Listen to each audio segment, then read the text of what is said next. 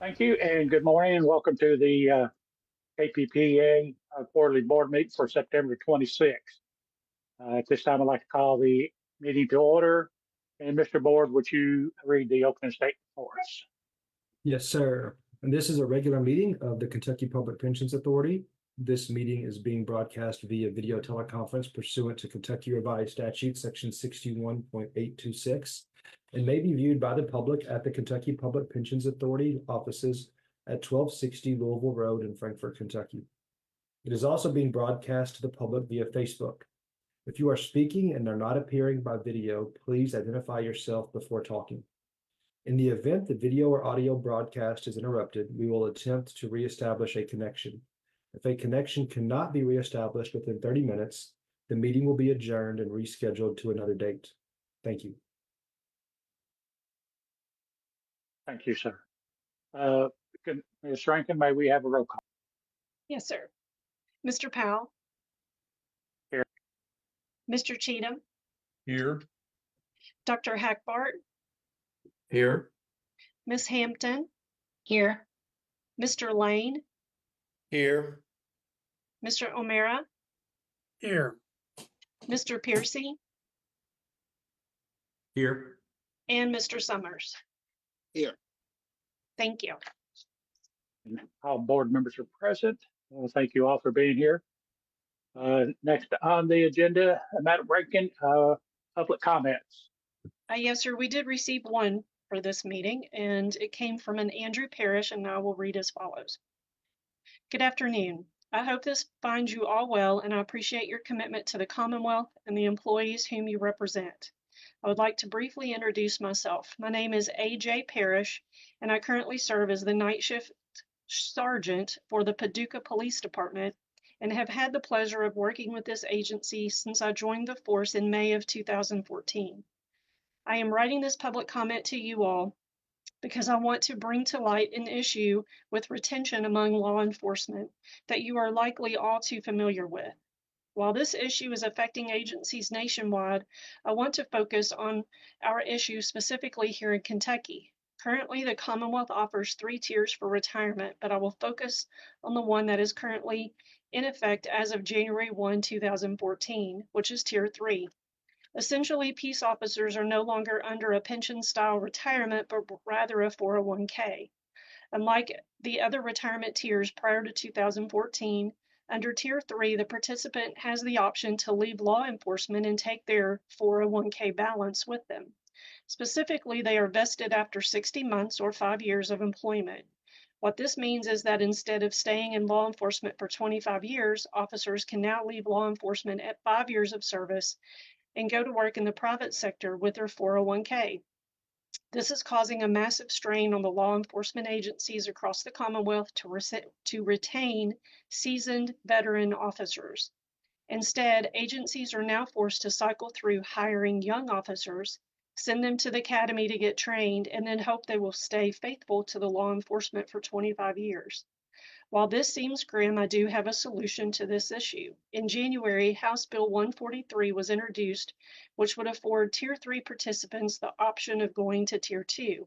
This would greatly benefit the safety and security of the communities within our Commonwealth by retaining law enforcement professionals for 25 years to reach full retirement under the pension system.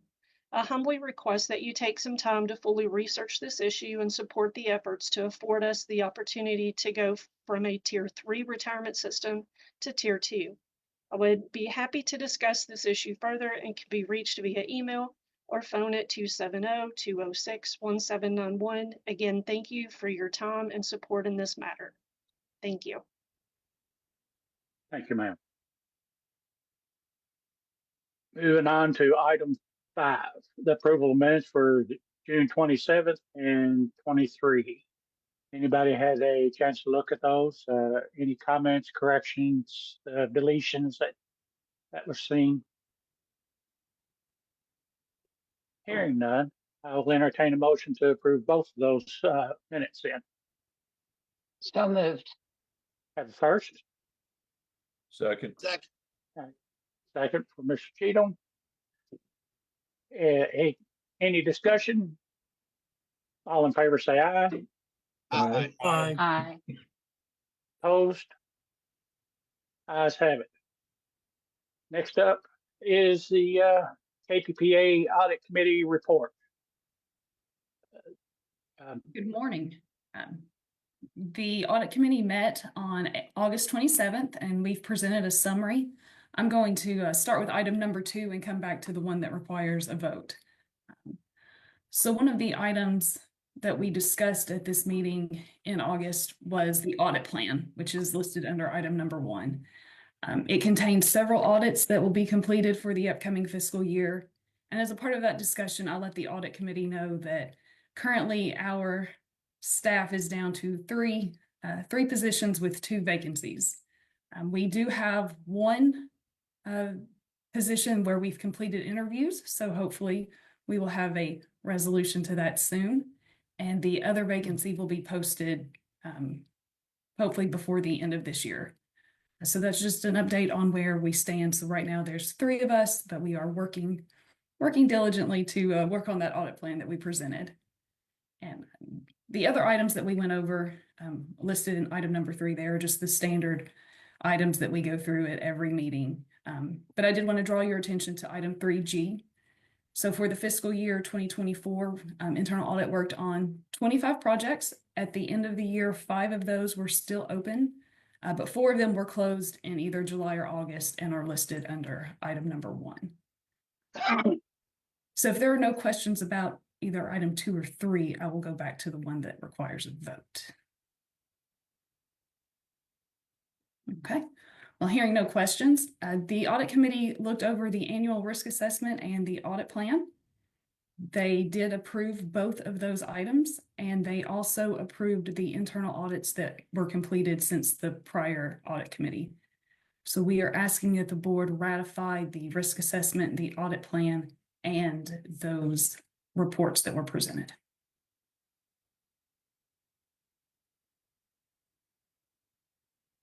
I'll make the motion to ratify. I'll second. Have a first and a second. Thank you all. I forgot to unmute my mic. Any discussion?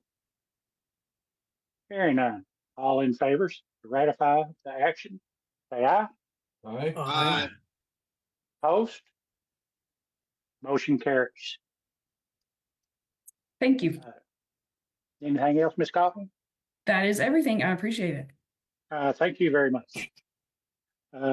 Next item is the memo on outstanding employer invoices. Mr. Lamb. Good morning. Thank you for allowing me to present this memo to the KPPA board.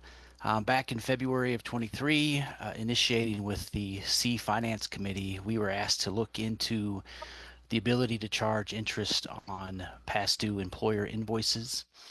And so we formed a little team to look at that. There was extensive research done by the legal group, and we've kind of categorized the statutory areas related to interest into those 8 areas.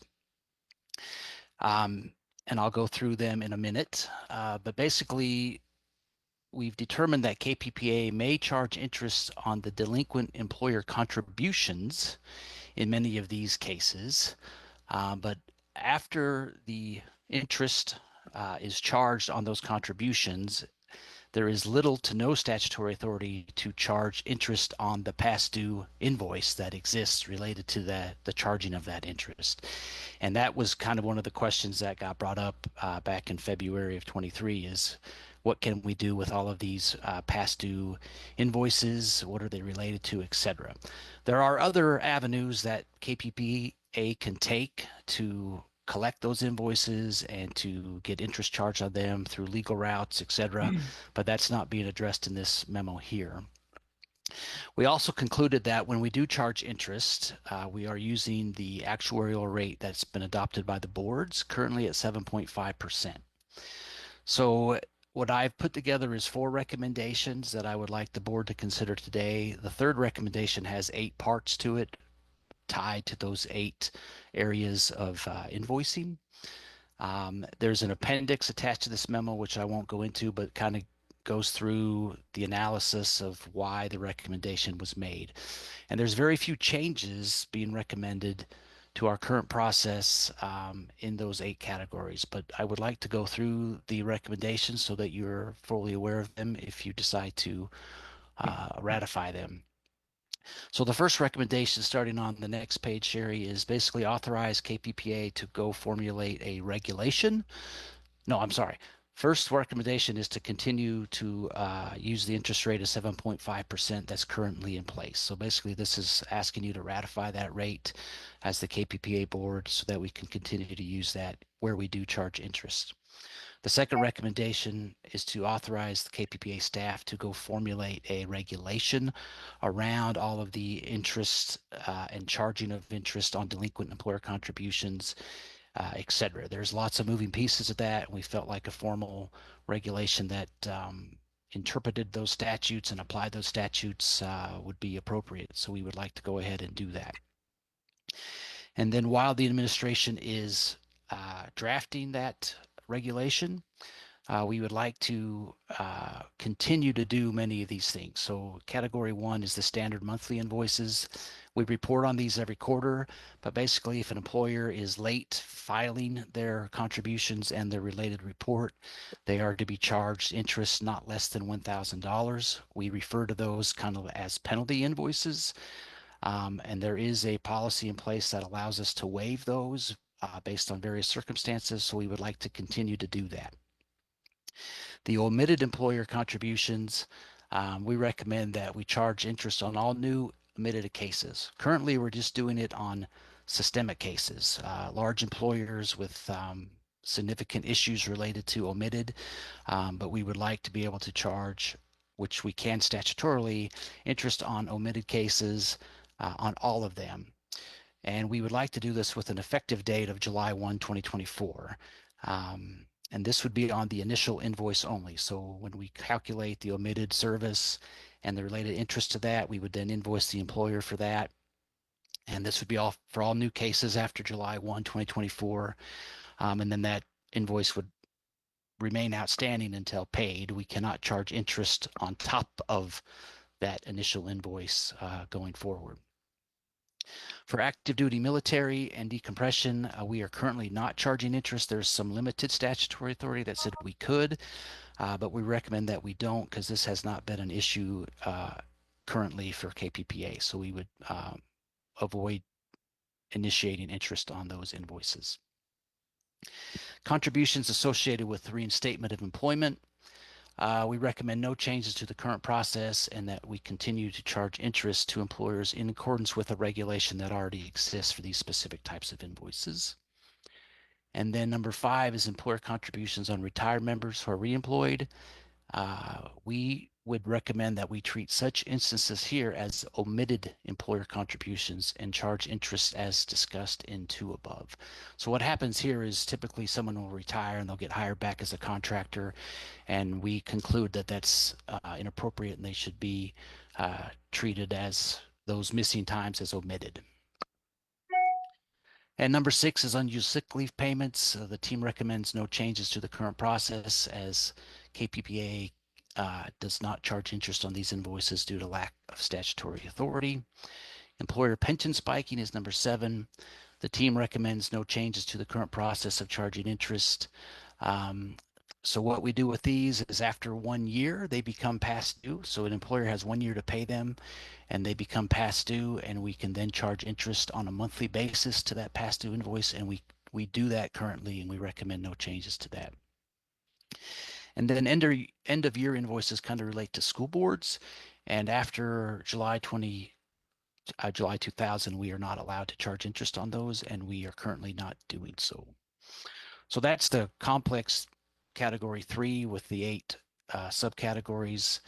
And then after we met with the K board and the C board, we got a little bit of feedback that, there's lots of these invoices out there. In fact, Kristen just presented to the audit committee an audit report related to the employer outstanding invoices. And so internally, I would like to formalize a little task force to continue to evaluate those open invoices, report on the progress of the collection of those invoices to both the KRS board, the CRS finance committee, as well as the KPPA board. And so with your blessing, I would like to do that. All right, sir. Yeah. Well, let's take care for your work group or task force, whatever you just call it. Go ahead and form that. I think that would be a good thing. Any objections from the board? All right. Uh, any questions for Mr. Lamb? Mike, just a quick question. You know, I noticed in the appendix in several area references, you know, we've got statutory authority to charge, but we don't. My question or concern is if we're not providing some type of penalty for not getting these outstanding invoices paid, and Kristen, I failed to go back and look. You may have the number off the top of your head, but I'm thinking the average length of outstanding balance is somewhere in the neighborhood of 800 days on some of these. You know, if there's not a penalty being assessed, what's the incentive for anybody to get their bills paid? So, you know, I would encourage you to, you know, certainly give everybody the opportunity to get them paid in a timely manner. But I mean, if these things have been outstanding for 2 years or more, and we've got the statutory authority to charge interest, we need to be doing it. Don't disagree. The one area is on the penalty invoices. We do apparently have the statutory authority to charge each month that penalty that those contributions aren't paid. So in most of the outstanding penalty invoices that exist, and there was a chart in the appendix, maybe totaling $300,000, the contributions related to those penalties have been paid. So we can no longer charge interest on the contributions because they've been paid. So now you have the $1,000 invoice or related penalty invoice that hasn't been paid. There is no authority for us to charge interest on that. So it's just a matter of collecting them and or, you know, using some legal maneuvers to try to collect those. But so that was the one statutory item where we could charge each month on the outstanding contributions. That we've chosen not to do that, just the initial month. And as you can see, most of them are small employers and they've paid their contributions. So now it's just a matter of collecting the penalty related to their initial lateness. So It's this is been a while since I wore that hat, but if I recall my mayor days, if I didn't pay an invoice within 30 days, it was in state statute that the invoicer could start charging me 1% interest a month. Our research didn't find that allowable for these pension related invoices. Well, my question is, were you looking for, you know, specific to pension, or were you looking to what is required of these local governments, you know, in general? I'd ask for somebody to go back and take a peek and see if that's applicable or not. Yeah, for sure. We can definitely do that. Mr. Chilton, you have your hand up.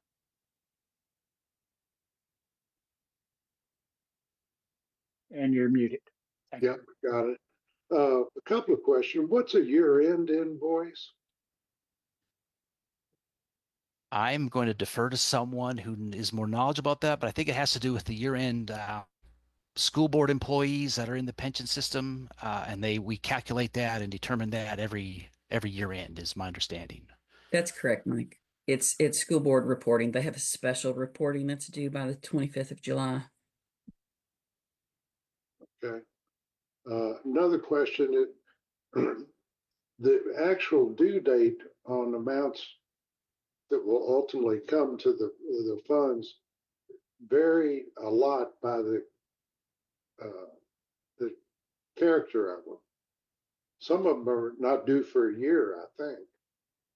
Correct. So most invoices are due 30 days after creation. except for the pension spiking. The pension spiking invoice is due 12 months after creation. So an employer has 12 months to pay that before it becomes past due. And the past due amounts that have been reported are after that 1 year has expired. Okay. All right. Well, that's an unusual case there. And when you say that the interest can only be charged on the original invoice, that really means no interest on the interest? Is that what that means? I think that's what our research has concluded. There's no really guidance saying once you charge interest and create this interest invoice, there's no guidance on charging interest on the interest. Right.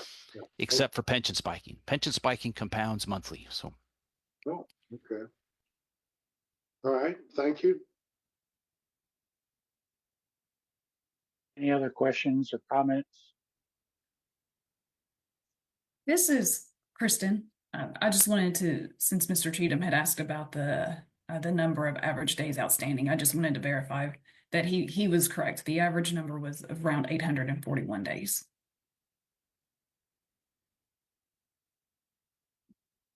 Okay. Yep. Anything else? A quick question, Mr. Lamb. On the admitted invoices, we had been talking about a $1,000 minimum. Does that apply to the admitted also, or is it just the? Okay, I see you shaking your head. Yep. That is just interest only, because I was concerned about some of our smaller agencies on that, because that, you take a small city, that $1,000 could really hurt them as in their budget as opposed to a larger one. Yep, correct. So the admitted is the actual interest charged on the contributions or the salaries and the contribution rate. And in many cases, it could be very less than $100 or less than 1,000 for sure. All right, thank you. Anybody else have anything? Hearing that, I'll accept a motion to adopt the recommendations related to the interest on delinquent employer contributions and past invoices as presented. I'll make So that. moved. I have a first and a second. Any further discussion? Hearing none. All in favor say aye. Aye. Opposed? Motion carried. Thank you. Number 8, administrative budget actual. Looks like you're still in the hot seat, Mr. Lamb. I am, yes. So as we've discussed in the past, I'm not doing combined KPPA financial statements on a quarterly basis anymore because we're doing a separate ACFR for the C plans and the K plans. So those financial statements have been presented to the C board and the K board respectively, and there really isn't a KPPA financial statement. So all I'm doing for this quarterly update is the admin budget, which the KPPA board is responsible for. And that has also been presented to the K and C boards appropriate respectively. And so I'm just going to go through this summary, and then the detail of the admin budget is below that. And I need to apologize. I think my line items are off when I get to the notes there. But in general, for personnel line item itself, the KPPA spent $35 million during the fiscal year 24. That was $500,000 above the budgeted amount and 6.27% or $2 million higher than the prior year. And that was due to increased staffing, lower than expected turnover, and salary adjustments in various employee categories. The legal line item, we were slightly under budget by $17,000 and spent 18.39% or $188,000 more than the prior year. Within this category, we did overspend in the hearing officer line item by $106,000 due to increased pay rates and efforts to clear the backlog of cases. So for auditing, actuarial, medical, and other, all of those personnel categories were under budget, bringing the total personnel category to 38.8 million for the fiscal year, and that was 6.79% or $2.5 million higher than the prior year. We did spend 5.5 million in the operations category, which was 1.2 million below budget for the fiscal year. It was 14.5% or $700,000 higher than the prior year. And within this category, KPPA was over budget by $173,000 in postage, and we were under budget by $150 in travel, $817 in IT related costs. So the total administrative expenses for the fiscal year ended 6/30/2024 was $44.1 million, which was $1.4 million below budget. We did not have to utilize any of the unallocated reserve amount of $4.8 million. And overall costs for this fiscal year were 7.71% or $3.1 million higher than the prior year. If Sherry would page down a couple pages, you can see the breakout of that $44.4 million to the 5 pension plans with adjustments made for plan specific as well as separation costs. And 6/30/2024 was the last year that separation costs related to the separation of the boards would be paid 100% by the C plans. So going forward, that line item will no longer be there, but we will still have some plan specific adjustments related to administrative costs. And then we have the JP Morgan fees that we present every month for your viewing. And with that, I'll entertain any questions. Mike, the report on the administration, is that going to be included in the ACFRs, or is this the only place it'll ever be? Nope. So the ACFRs, we've decided, because C has their own ACFR and K has their own ACFR, we're going to take these administrative costs, split them up based on the hybrid percentage. So, the C ACFR will have 26 million and 2.3 million added in an administrative financial statement in their ACFR. And then the K ACFR will have the sum of the K has, and SPRS in their ACFR. So this report this is the only place we'll ever see it, is we'll see it at a board meeting. Most likely, yes. A combined administrative expense report. Okay. Be interesting to see how that flies over the years. Agreed. There are some unique changes with this method going forward. Thanks. Okay. Did I take it down? Yeah. Oh no. My hand up or down? It's up. Okay, now it's down. Now it's down. Okay. Okay. Yeah, I think that's it's going to make it harder for some of the people to look at the administrative costs for KPPA being divided in 2 different books. I know maybe somewhere along the line we may want to look at like just having a addendum in the back of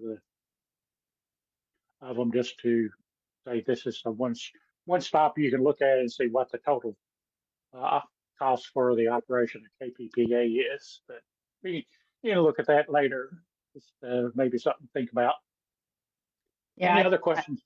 I Yes, agree sir. with you, Jerry. Yeah. Any other questions, comments? Okay, this was administrative or informational only, and so there's no motion needed. Anything else you wish to add, Mr. Lamb, on any of your topics? I do not. Thank you so much. Thank you, sir. Next up will be the investment department update. Mr. Willer. Good morning. Thank you. Appreciate everyone's time. I wanted to provide a very brief update on covering the highlights from the recent investment committee meetings, as well as recent investment performance.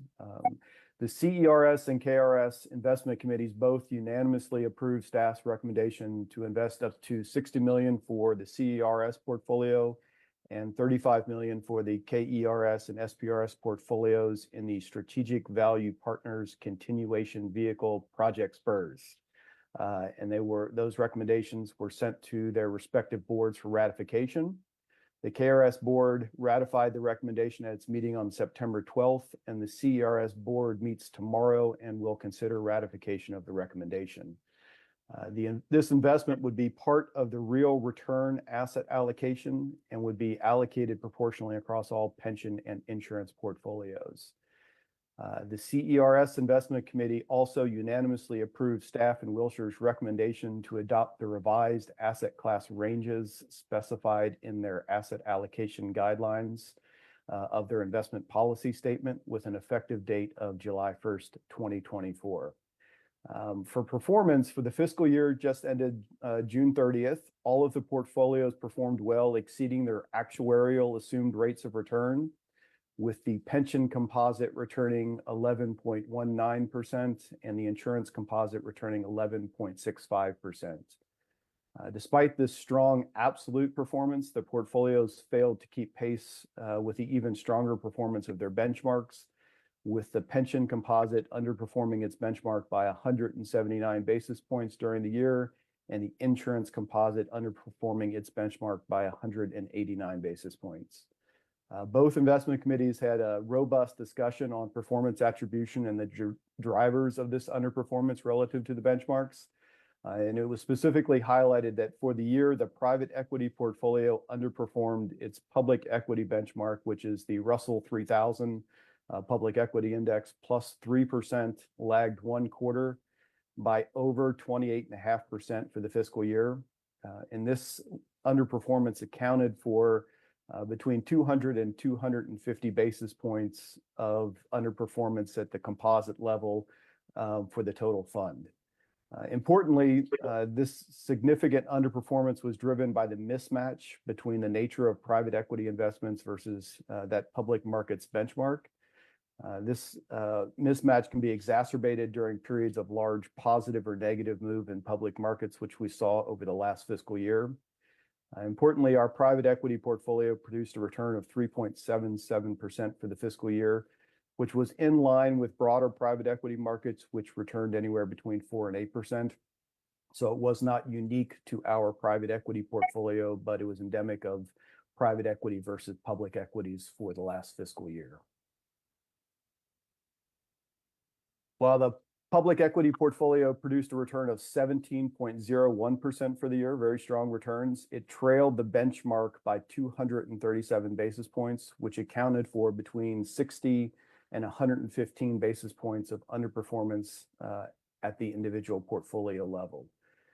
The public equities portfolio underperformance was attributable to the narrow breadth of performance that we've talked about on several occasions within public equity markets, which were largely driven over the year by excess return in the mega cap technology stocks, with a handful of individual stocks accounting for approximately 70% of the index's performance for the year.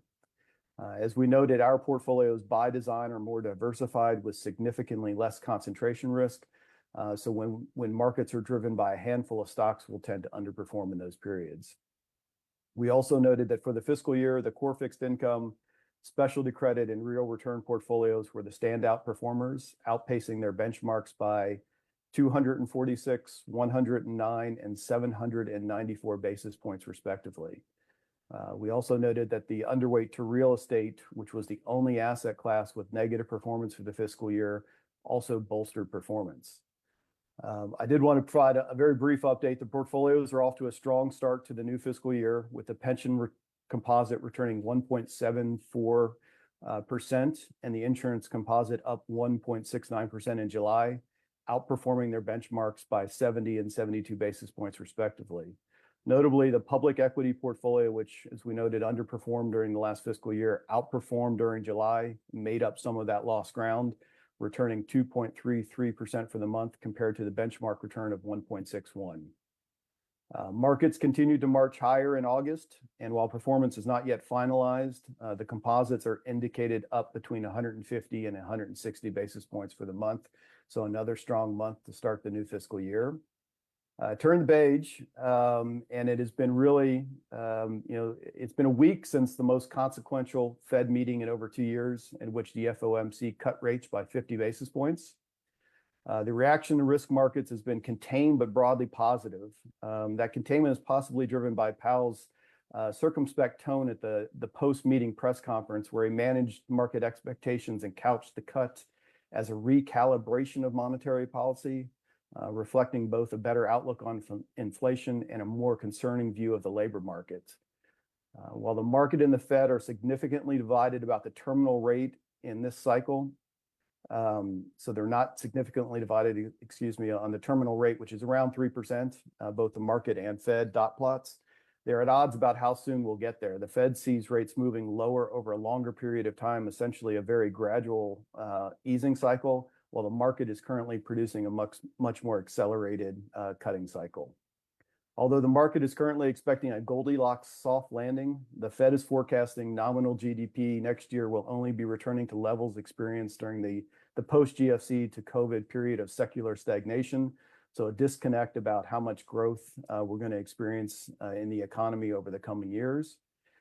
Staff's expectations are for elevated volatility over the remainder of this year, with risk skewed towards a downside and a bias of taking advantage of market opportunities to de-risk the portfolios and move allocations towards targets.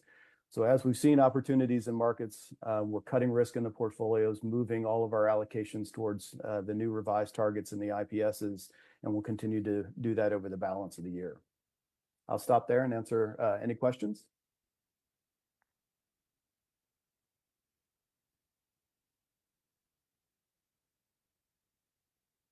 You cleared it up for everybody. Yeah, that's good. Well, thank you very much. Thank you, sir. Anybody have any comment, question before we move on? All right, thank you, Mr. Willard. Next on the agenda will be the KPPA Ad Hoc Regulation Committee report. Ms. Bass, Ms. Bobin. Good morning.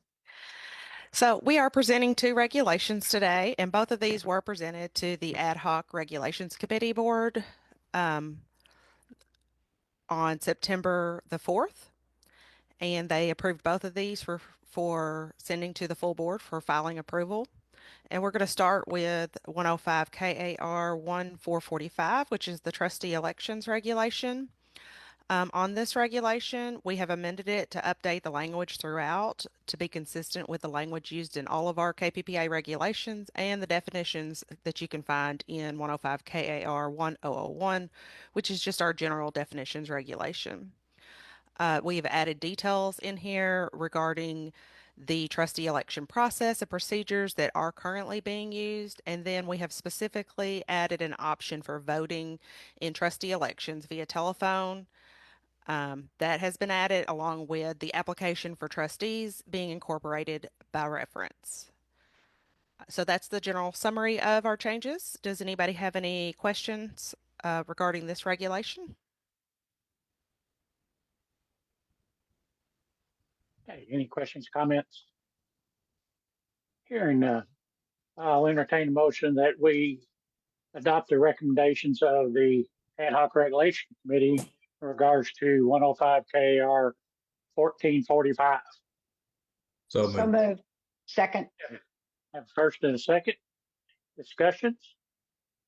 All in favor say aye. Aye. Nays? Ayes have it. Motion carries. Next one. Thank you. Okay, our next regulation is 105 KAR 1130, which is hazardous position coverage regulation.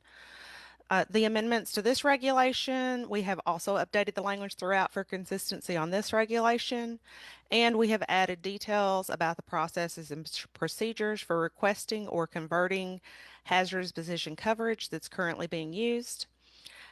We are currently using these processes and procedures. So lastly, we did update the forms that are incorporated by reference for this regulation to make sure they were for clarity and consistency reasons. So does anybody have any questions about this regulation? Any comments, questions?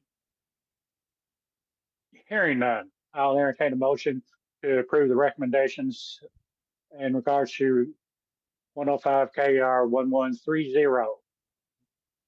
So moved. First, Second. Mr. Piercy. Any discussion? All in favor say aye. Aye. Opposed? Motion carries. Anything Either one of you like to add? Nope. Thank you all. Okay, thank you. Next on the agenda is number 11. Will be the KPPA meeting calendar for 2025. Has everybody had a chance to look at this? See any problems, anything that needs to be addressed, comments? Again, hearing none of, oh, yes. Bill, do you have a comment? I'm sorry. I'm trying to get to it. Hold on just a minute. All right. Just let us know when you're ready. I thought there was a meeting listed twice. Well, excuse me, in April of 25, we have on the 14th, a CERS board meeting, and on the 16th, the annual meeting. Is that correct? If I may, I went, since the Seaboard amended their bylaws to include their dates, that this calendar is based on the bylaws that you all have adopted. So I think we may have, we'll have to look into that. I mean, we can approve it, but I think we might have to review that. Yeah, if I may, this, the KPPA board would only be approving this as far as the KPPA meetings go. And this calendar just is inclusive of all of the meetings for a view of all of the various board and committee meetings, so people can see that. But Bill, you are correct. I think it may be necessary for the CERS board to take a look at that scheduling and look at that. But that is, I think, a separate issue than just approving for the KPPA specific meetings on this calendar. All right, thanks for the clarification. Thank you. Both of you. Any other comments? Hearing none, I'll entertain a motion to accept the KPPA 2025 Board and Committee calendar. So moved. Oh, second. First and a second. Any discussion or questions? Hearing none. All in favor, say aye. Aye. Opposed, say nay. Motion carried. Thank you all. Good catch there, Bill. And next up will be the, let's see here, kind of lost my paper, the KPPA update. Mr. Barrow. Well, thank you very much. In an effort not to repeat myself from the 12th when we went over this with the K and then tomorrow at the CRS, thought I would just kind of highlight two updates since the 12th presentation, and two that I think are both impactful. Sherry, if you wouldn't mind going to item 6. In terms of executive staff, we've met with Fitch and most recently Moody's. And I would say the Commonwealth put a full court press on with Moody's. We were right behind Secretary Hicks in the budget office in our meeting with them. And then they left shortly thereafter to meet with the governor's office. Happy to report successfully on September 18th, Moody's upgraded the Commonwealth to implied geo rating at AA2. So I think for this board, it's impactful, and as a taxpayer, it's impactful, allowing the Commonwealth to stretch its infrastructure dollars. And obviously, you know, we're competing somewhat in budget priorities. So I thought that was impactful to note. Long awaited. So I was very happy to see that from a lot of perspectives of where I were before and where I sit today. And then the next item, PPOB, I just wanted to also mention, Aaron and I were able to testify between interim committee on state government on the 24th. There was some real positive comments from legislators there. One I think was really talking about, you know, the stay the course. And, you know, we have this commitment and it's over long term. And a senator kind of went back in time and talked about, you know, how much stress and turmoil there was originally years ago. And use the term that's interesting, but it was a compliment. Talk about some of these presentations going forward to be somewhat boring, kind of piggybacking on the stay the course comments. So happy to take any questions. Lynn, I see your hand up.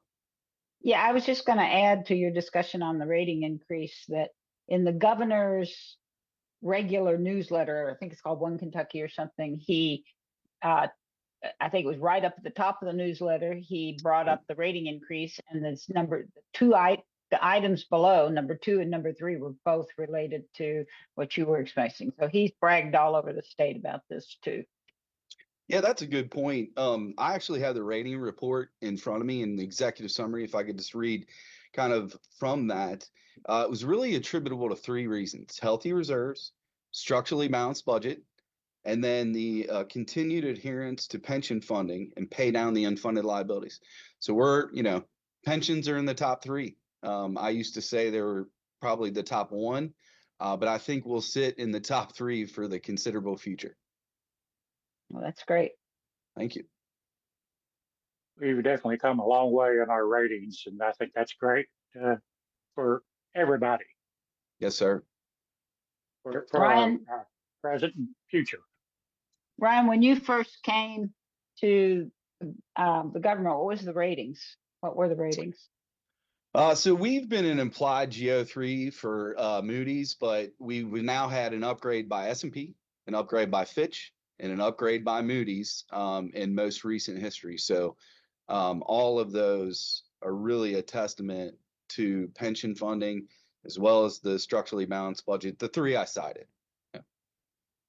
Great. The management, I think, is of the budget and the funding for the pensions is Yes. has done really good. Yes. Thank you. Thank you. Do you have anything else you'd like to add? No, sir. Thank you.